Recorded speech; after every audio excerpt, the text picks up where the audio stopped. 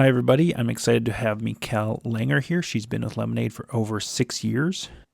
She has a background in physics, which in my mind is one of the best backgrounds possible.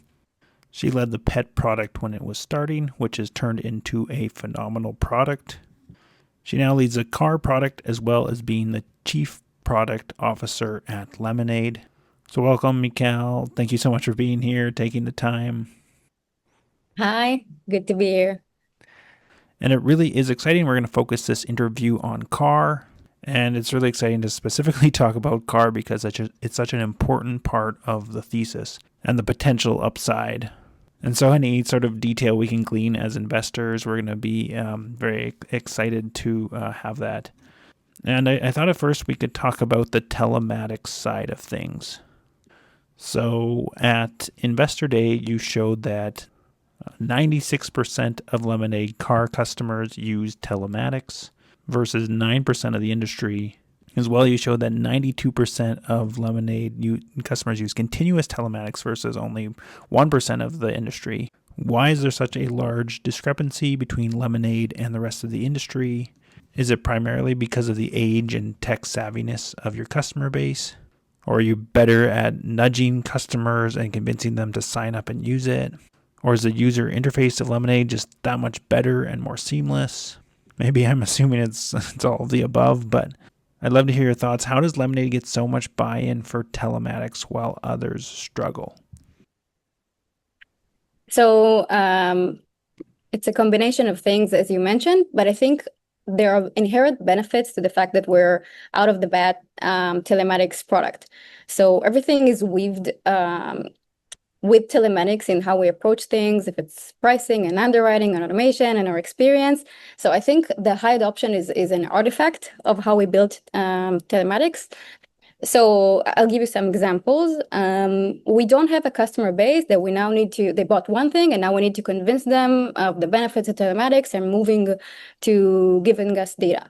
We're Mm-hmm. super comfortable with the product we've built. We believe it's better for our customers to have telematics. So we're upfront about it. And customers who buy Lemonade Car, they know that they're going to share their driving data with us.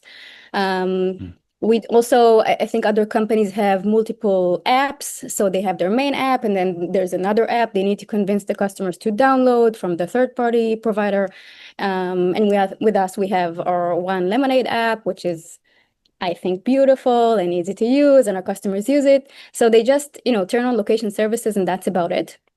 Yeah. I think on top of that, we are weaving it into all of the experience. We talk about why it's beneficial for you. And I think it's helpful that it's true. You do get better prices. Your claims are going to be managed faster. We have perks. So, for example, we have crash detection. So if something happens, we reach out, we see that you're okay. We send you emergency services. Mm-hmm. We have tree planting. So we help you with the carbon footprint, and you can see your family forest in the app, cute stuff like that. So I think everything is tailored around this. And on top of that, as you mentioned, you have young customers who are tech savvy and they feel comfortable with sharing information. So all of that is driving these gaps. Yeah, that makes so much sense and just fits so perfectly with the market you're trying to cut into or carve into or taking. A big thing with telematics, at least in my mind, is how soon you can get insights on a person. So in the Q1 letter, it said, in Q1 of this year, it said, we're pioneering ways to incorporate telematics insights earlier than ever, at or near point of sale, long before traditional models would allow. So when I hear that, I kind of wonder, what's the mechanics of that? At least what you're willing or able to share. How can you know someone's telematics even before they're a car customer or right at the point of sale?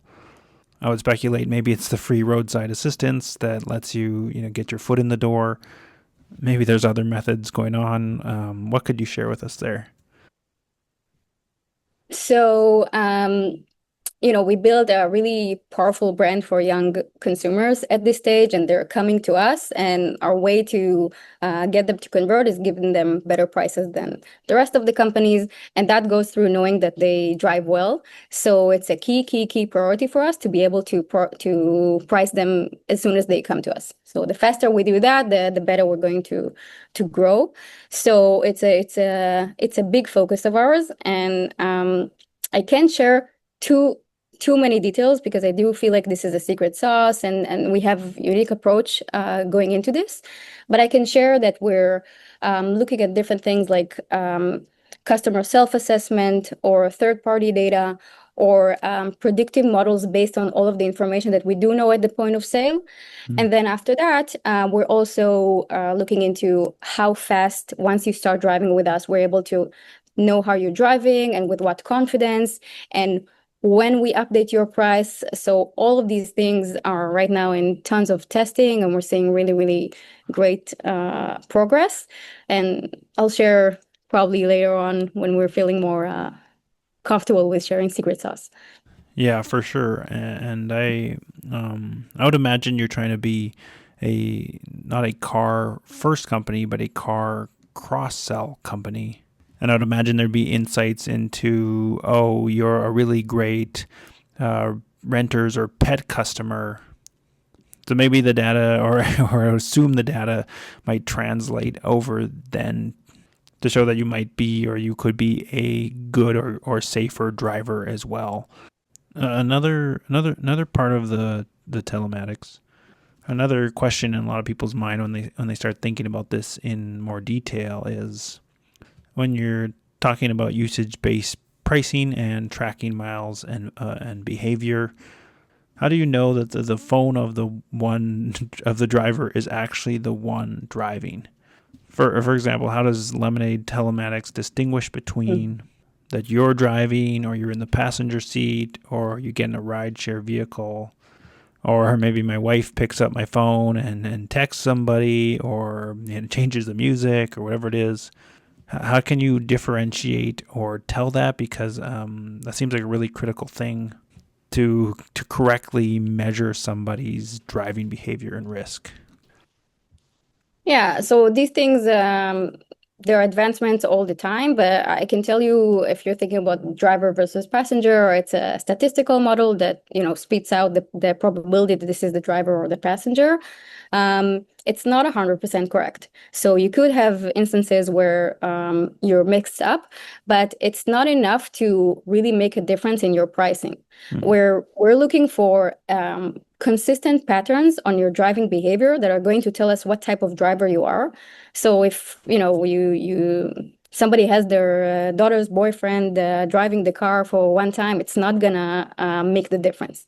So there are a lot of different things that go into it. Yeah, that makes sense. Perfect sense. Another thing related to telematics is this OBD-II device, or if that's the correct terminology for it. Yeah. But it's a plug-in device in your car. I think some of us investors are a bit confused about when this is applicable or not, because I think it's at least your Oregon customers that use this device. Maybe there's others too, but I read it's at least in Oregon for sure.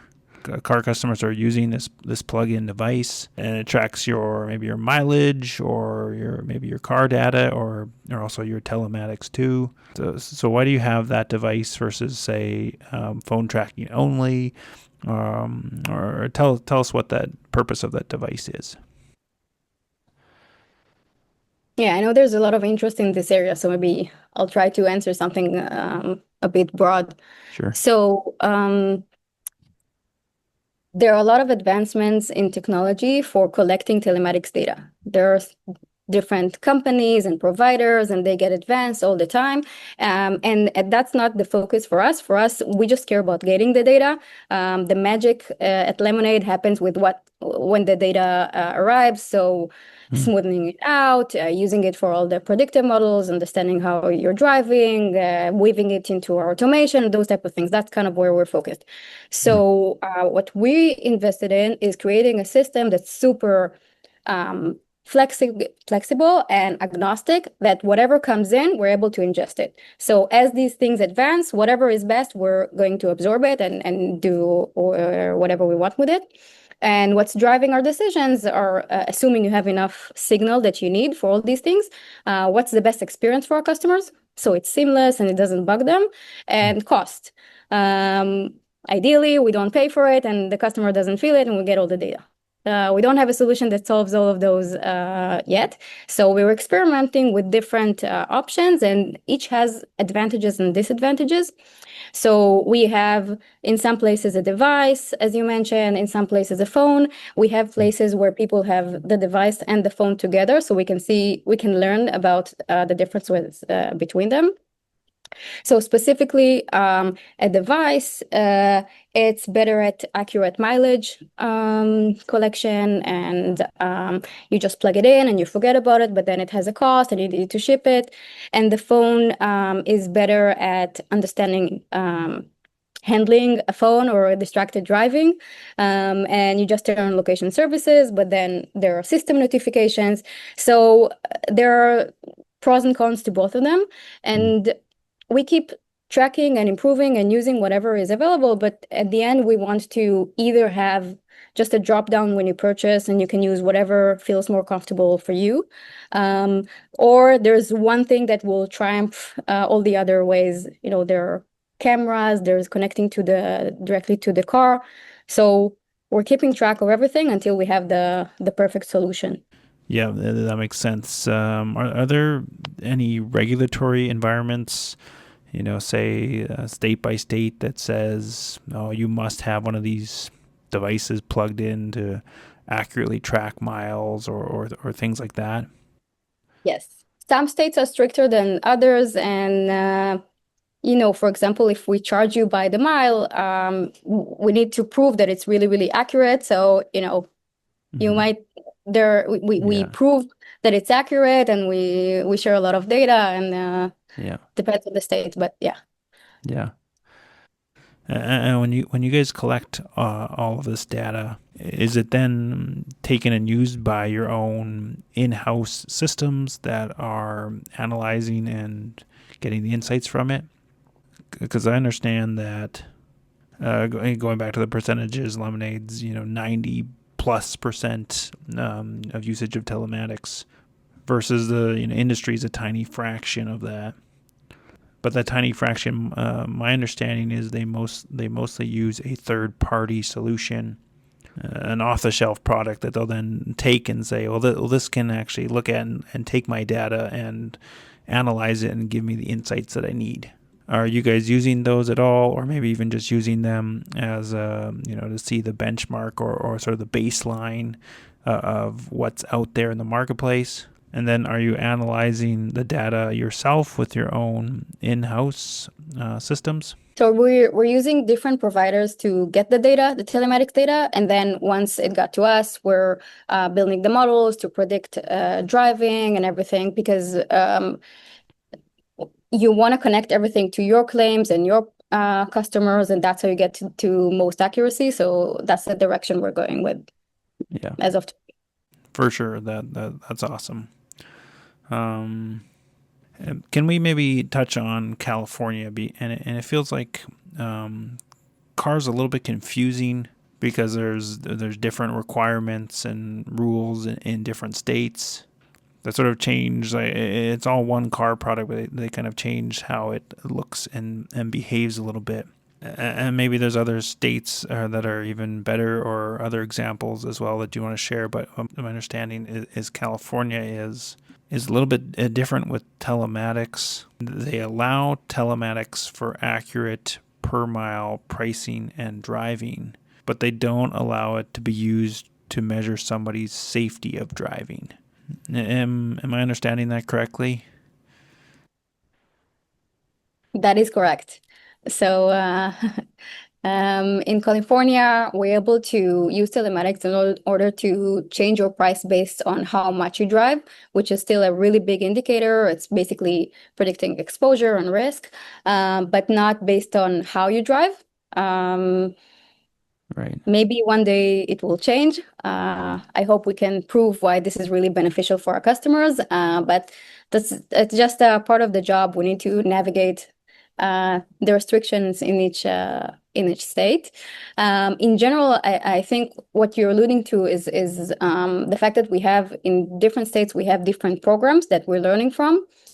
We have two constructs or payment types. One is pay per mile or pay as you go. So we every month will charge you based on how much you've driven, and then we have kind of a fixed price, which is you just purchase the policy for 6 months. You can pay every month or every 6 months, and it will be fixed.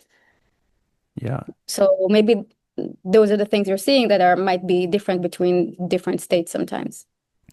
Yeah, that makes perfect sense. I think I actually missed one of my questions here. How often do telematics insights flow back to the customer? Is it strictly at the point of renewal, say every 6 months, or do pricing adjustments happen sooner based on the data being collected? So here, we have two guiding principles when we get to when are we going to change or identify changes in how you're driving or the pricing for it. So one is we want to make sure that we're as flexible as possible and we can change anything at any time. And then the second is the experience. So there's a lot to navigate there. From a flexibility perspective, we're able to recalculate at any point, make any changes that we want. And we also invested a lot to create more structure or degrees of freedom in our filings, which has been a challenge in the beginning. And now we can test and do a lot of things. Where we are experimenting now and trying to find that optimal point is once we know how you drive, when do we make a change?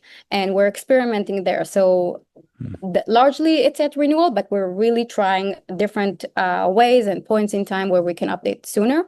And I think there it's really how do we create enough peace of mind for our customers, but also letting them realize the benefits of them driving well. Because even we've seen that sometimes you can reduce the price for someone, but not everyone's comfortable with change or predictability. So you change once and then they think, well, is it going to happen again? And some people just prefer to have, okay, this is the price and that's it. So we're really investing in setting expectations and messaging why and when and being upfront and kind of finding that right place where we're getting the best prices for our customers, best loss ratio for us, and also that they're not stressed about it, and it's not something that changes for them all the time. Yeah, and that makes perfect sense. And you have some customers are priced. Maybe it's some, or maybe it's all, or it's just depending on state. They're priced on a per mile basis. Are there customers or states where it's a more traditional all in price, and you're not priced per mile, but you're just priced for one fixed rate, and it might change based on how your telematics score changes, and not based on your per miles? Are there different structures that way too in the pricing? So there's the pay per mile, and then there's the fixed one. So with the fixed, we'll update at renewal based on how you drive, but also how much you drive also makes a lot of impact, because somebody that drives a lot or doesn't drive at all, it does change the telematics score as well. So at renewal, we will update both of them. So in any case, if you're a person who doesn't drive a lot, you're probably going to get a lower price. Right. And with the fixed, as I mentioned, we're trying to move it earlier, just because we already know you should get a better price, so we want to update it for you. Yeah, that's awesome. That makes sense. We should shift and talk about full self-driving, because it's a very common question I get from LMND investors. They say, what sort of market will be left in car, or how might LMND Car fit into this future that might be predominantly full self-driving. Can you share whatever thoughts you have?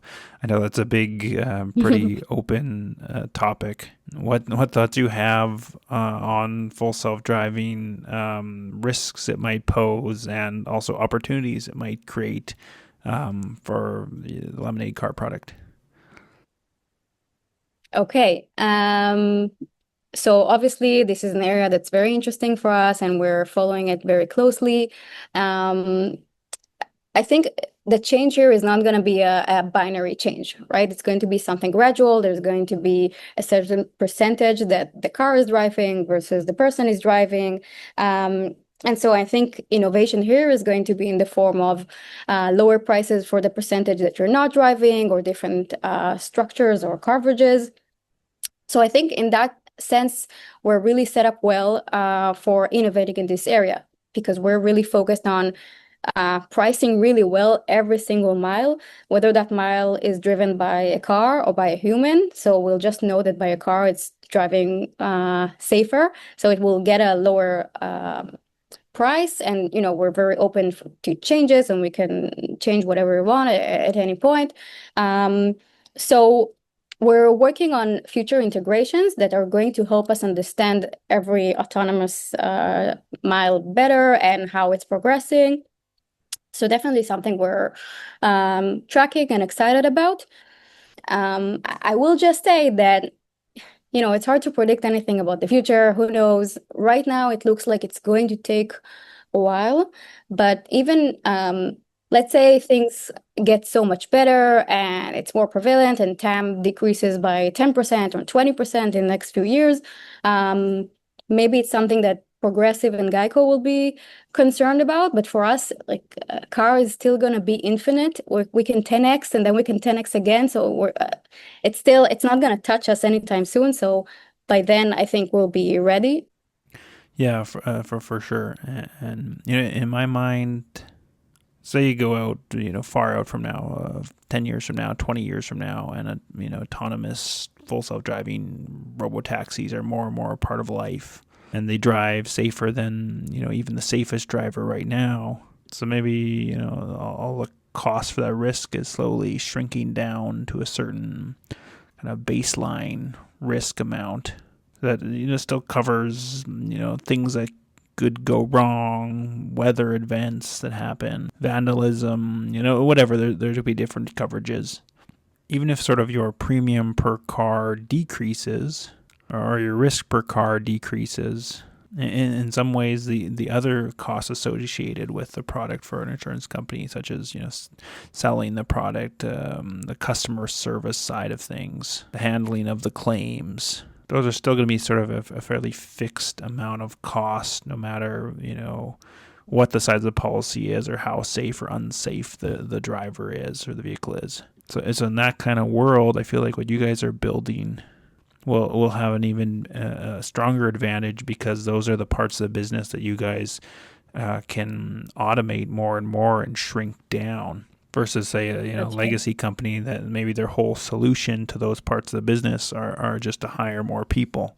Now suddenly those costs as a ratio to the sort of the overall total car costs are going to be a much bigger ratio, and it's going to be a harder product, or even a less attractive product for them to compete in, versus someone like Lemonade that's building this whole autonomous organization. Yeah, you're just going to have a super safe driver and all of the rest of the things that we're doing, as you mentioned, we're gonna continue. Streamlined down. Yeah, Yeah. yeah, exactly, totally. Let's talk about cross selling, because this is a huge part of the thesis for Lemonade as a whole. And there's another line from the Q1 letter that caught my attention, and it said, several initiatives in aggregate have yielded a more than 100% increase in car cross sales in Q1 2025 relative to Q1 2024. Can you give us any hints or details about what these initiatives are? I can give hints. Yeah. Um, okay, it's a combination of a lot of things. So there's state availability and marketing efficiency and experience and pricing adjustments. So let me give a bit of detail on each. So we're continuing to roll out more states for existing customers. So they just add them as soon as we get there. We launched Colorado. We just launched Indiana. I don't know if you've seen it. Yeah. Yeah. And with our experience, we've really been focusing on how we speak to our customers, what resonates, how do we talk about car. We mapped every single place you can possibly reach out to customers, removed friction. So in general, the more customers we have, the better we get at predicting and reaching out to them. And our all of our marketing efficiency and machines are kind of finding their place, and things Hmm. that work for us in renters and pet, we get into the maturity that can go into car. So all of that is really kind of shaping up, and it's just going to get better the more customers we have. Hmm. And then there's well, first, existing customers that are adding car, their unit on our economics are insane. So we don't have cost of acquisition, which in car is amazing. They have lower loss ratio, higher retention. We see almost no new business penalty in car, which is crazy.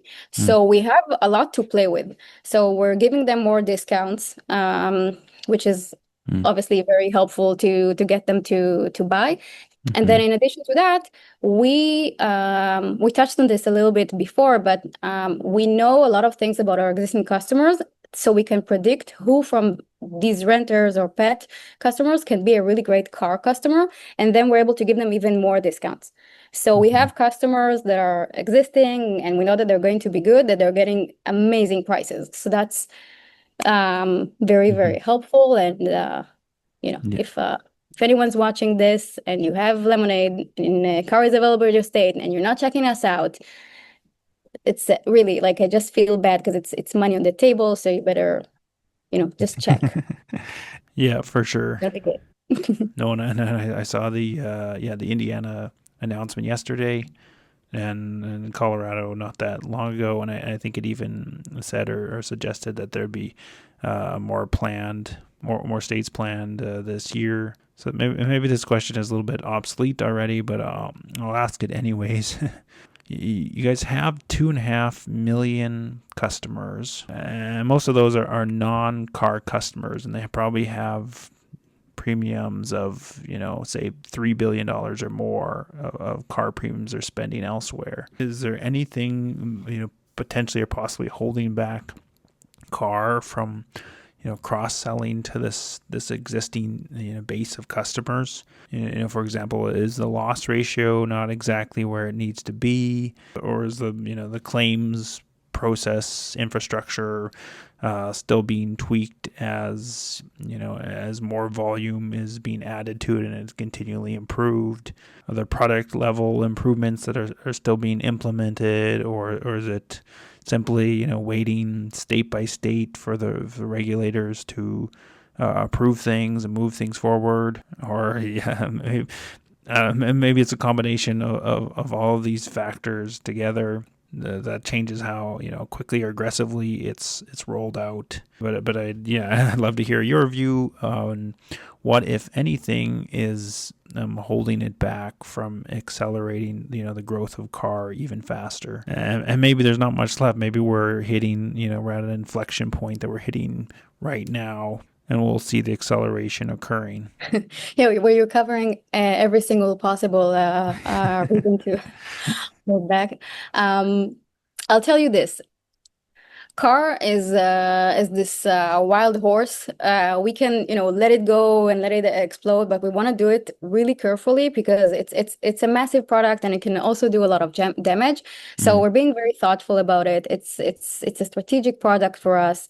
We're building a multi-billion-dollar business, and for us, not that it's definitely not that we don't have a sense of urgency. Mm-hmm. I've never been accused of being a patient. But a quarter here or a quarter there, that's not what's going to be kind of that's not the focus for us. Right. So there are a lot of things that we need to prioritize. There's so much to do. Um, each state, we're looking at, okay, what's the regulatory environment? Can we use the advantages that we have? How fast can we change? How many customers we have? And then also rolling out in different states.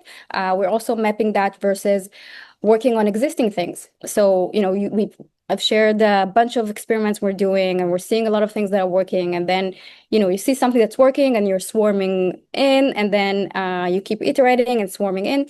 So, it's taking us some time to kind of catch up with inflation, get to the right rates, then get into the most sophisticated pricing and segmentation. And now everything is really working well together. We're seeing tons of really, really great stuff, but we want to do it right. So I think we've shared in the past that 2025 is kind of the feature complete year, and Mhm. 2026 we're gonna realize more of that acceleration. Mhm. And so far things are looking good. So car will be big, but we want to make sure that we're keeping everyone safe. Yeah, yeah, that makes yeah, it makes perfect sense. As you think about car being scaled, I'm thinking about the automation of it, or the potential automation of it. So it's clear, when you look at renters or pet, you've achieved really phenomenal levels of automation that also delight the customer. It's incredible automation, and the customers are happier. It's magical. It's amazing. But how automated do you believe that sort of car, or the whole car experience can become as automated as renters or pet, or even maybe close to it? Or there are specific parts of the car product that are going to hold its back from automation, or require more human input as you scale? Okay. I have a lot to say about this. Good. Touched something that's very near and dear to my heart. Okay, so a pet is an incredible product. It's the perfect product. We've talked about this in the past. It has high frequency, low severity, so you can learn really fast. And when we have data, we know what to do with it, and we're doing really amazing things. And for me, that's kind of like a pet is like a glimpse into the future, or kind of proving our thesis, and you can see what happens when we have enough data. And to me, it gives a lot of confidence about what we are able to do with car. And I should know because I built our pet insurance from scratch before I moved to car. So car is much more complicated, and there are a lot of different things that go into automating car. But also the reward is very big. So everything that you do, you're removing massive things. Mm-hmm. And already we're seeing really amazing things in just the way we rolled out car and the things we've built so far, even before getting to all the things that we have in the future. Mm-hmm. So the way we approached car at the beginning, we really like sat with industry experts and people from all of the big companies, and we mapped every step of the process. And here you have hundreds of people, and then you lose all these days, and then you need to call them again because you missed something, and then somebody goes in and says if this then that, and they make a decision. And just the way we built it is you've removed all those hundreds of people from scratch. You're making all these decisions automatically. So that's kind of how we rolled out. And already we're seeing our LAE, our loss adjustment expenses, Mm-hmm. are up to par with the biggest and more sophisticated companies in the industry. And we have a bunch of metrics that by the end of 2025 are going to be best in class, and then a bunch of them by the end of 26 best in class. So I think it's pretty amazing that we're already in this place. And it's we've nothing. We don't have buying power. We don't have economy of scale. We don't have all Mm-hmm. of the automation that's coming. Um, so maybe I'll give you some examples for the things that we have going for us now. So Yeah. um, 80% of our car claims are through the app. Mm. So that's an amazing number. It's kind of the opposite than what's happening in the industry, where the majority of the claims are through the phone. Mm. So we have all of that data coming in, validated. There are no humans. We can start automating a lot of the decisions and streamlining the processes. Mm-hmm.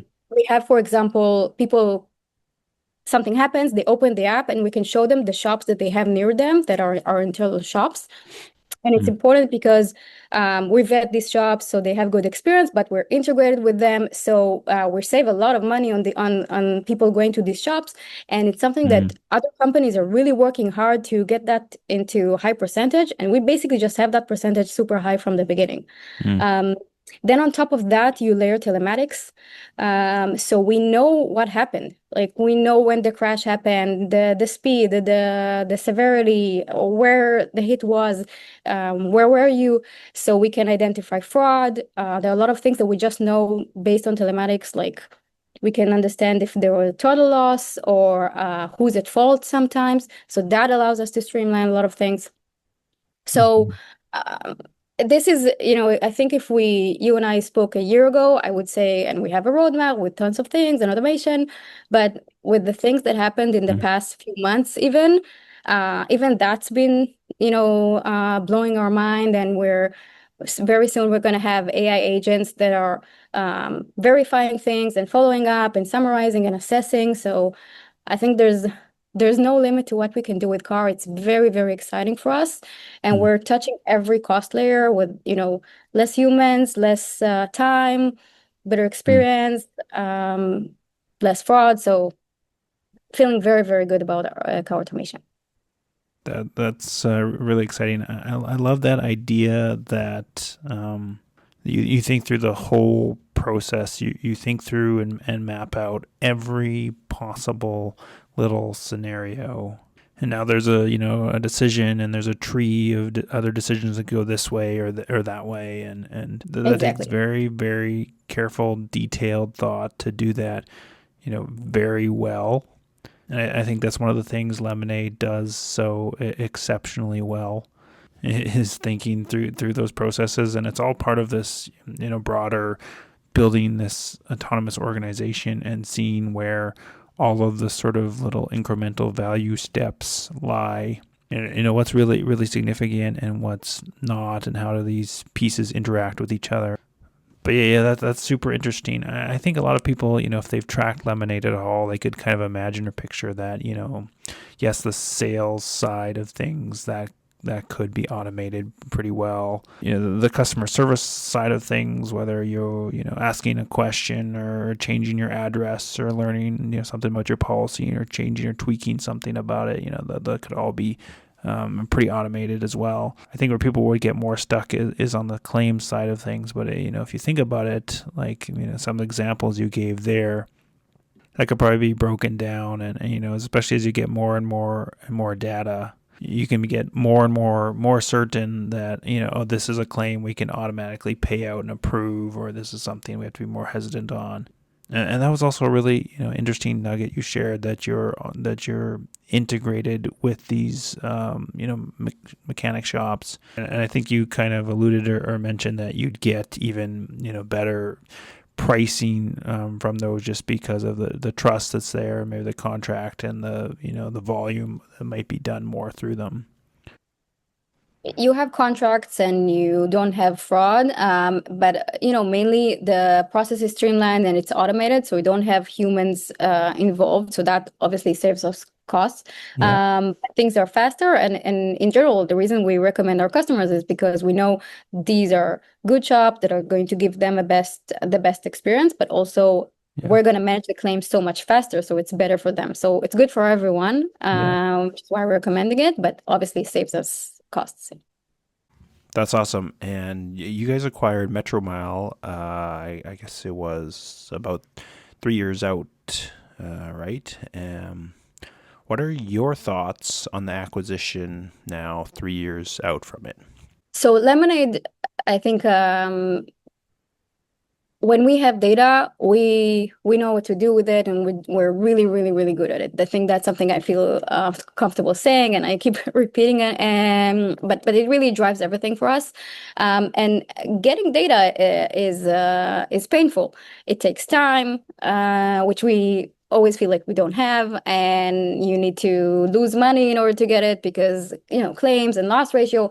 So we're always in this search of finding data faster and using data faster or learning faster. And I think a lot of the messaging that we had around the acquisition of Metromile was collapsing time. Mhm. And that was the reason for us to look for an acquisition like that. And Metromile was a wonderful opportunity for us. It's a telematics company. They had almost half a billion trips and billions of miles, tons of claims. So we took all of that data, and it's used for everything, for our predictive modeling, for underwriting experience. We were able to use it to boost everything that we have. Mhm. And on top of that, we got customers and IFP and 49 licenses. So that was just like a cherry on the cake. And the terms that we had, it was almost like free. So I think overall, very, very good in terms of the unit economics and the learnings, and it gave us a big boost. Mhm. Um, we did have, if I'm kind of sharing the whole learning or the experience from the acquisition, um, we had a moment there where we kind of needed to make a decision between moving fast and having multiple systems that don't necessarily talk to each other, or keeping legacy and those type of things, versus taking the time and the resources to move to one streamlined system, and everything is advanced and agile, like we believe we want to have. And I think there was something symbolic about that decision, because it's kind of like, what company do we want to be? And I Mhm. think I have so much empathy to companies who choose to just move forward and not take the time to do it, because it's painful and it takes time, and you need to kind of get patience from everyone around. But I'm so happy that we've done that, and that we're now like I'm very proud of that decision. Now we're running. We Everything is speaking to each other. We have, Mhm. like we always say, we have one system and everything is connected. So um, now it's super fast, and we're in good shape. That's awesome. Are there still kind of Metromile customers under that brand, or have they all now been moved? Oh, okay, It's Lemonade. they've been moved over. Yeah, everything is through the system of Lemonade, the data of Lemonade, and yeah. Because I think I had talked to Shy about this, that you guys were very intentional in how you move those customers over. It's not like it was one bulk email and moved everybody over. No, it was very very careful nudging and prompting to make sure that transition went as well as it could. And then people or customers realize, oh, okay, now I'm moving over to Lemonade. But that's Yeah. happened where everyone's moved over by now. Hey, Yeah, I think it's true to say we obsess about every single time we speak to our customers about anything. So that was carefully thought as well. that's awesome. Have there been any issues or bumps in the road? So many good car metaphors that you've encountered when experimenting with car. Any learnings, stories, anecdotes that you want to share or leave with us? We had a lot of bumps, and there are a lot of puns in the car. Yeah. Um, So I think a few things that we had to learn in car. One thing is, when I don't know if you remember this, but basically when we launched car, inflation went insane. You're Like right. you look 10 years before that, there was nothing of that magnitude. You couldn't even. So we basically just launched car, and this crazy inflation happened, and we had to kind of chase rate in a really tough regulatory environment, which is car. So we had to um, up our game in filings and managing rate really, really fast. So I think that was a one thing. Just entering the car market was an interesting experience. I think in general, just the wheels of time in car, like by the time that we see something, want to change, understand something, and the Yeah. time that it takes to actually make it from our regulatory environment. It's been a learning for us, and I think we've invested a lot once we picked up on it, on how we create structure within filings and programs and tools to allow us to change things. And now I think we're a much, much better place, and we're able to change and test, and we've created kind of that structure for ourselves. We talked about Metromile. I think there was a lot of learnings and kind of defining moments for us with that acquisition that I think we're they're really good place at the other side of it. Um, and I think in general in car, it's true for all of the products at Lemonade, but in car specifically, it's especially true that every word matters. Like we really, really, really see a huge difference. It's such a competitive and complicated product that you can see, in an email, we try different phrasing and it can be completely different outputs, or you can have people tell you, listen, it's been tried for in other places 20 times, it just won't work, and then we find the angle and then it does work. So really, really, really understanding how we use experience to drive action, it works and it's worth the investment, and it's something that I think we really, really invested in car and learned. I can tell you one or two launch stories if you want. I don't know if Sure. Yeah. it's interesting. Okay. One thing is, you asked me about the telematic adoption, and when we launched car, telematics was kind of, we thought it's going to be so amazing and everything is centered around it, but we weren't sure, are people actually going to give us their driving data? And we were kind of, if it doesn't work, then we need to go back to the drawing board. Like, what if we roll out and there's nothing? And we planned like tons of like very long roadmap of improvements, and we had internal bets, and there were very low bets of what would be the percentage. And then we rolled it out, and it was just super high. We were like, that doesn't happen. Usually something happens Yeah. and then you need to iterate, and it was just people just got it. And we still had to work on it and improve because we're never satisfied. But it was, I remember we kind of took this breath and said, okay, I think this is going to work. And so in general, like maybe I'll end with another story. About car, or how we planned car. After we finished pet and we felt we're ready, we came into car with a lot of healthy fear, as you should.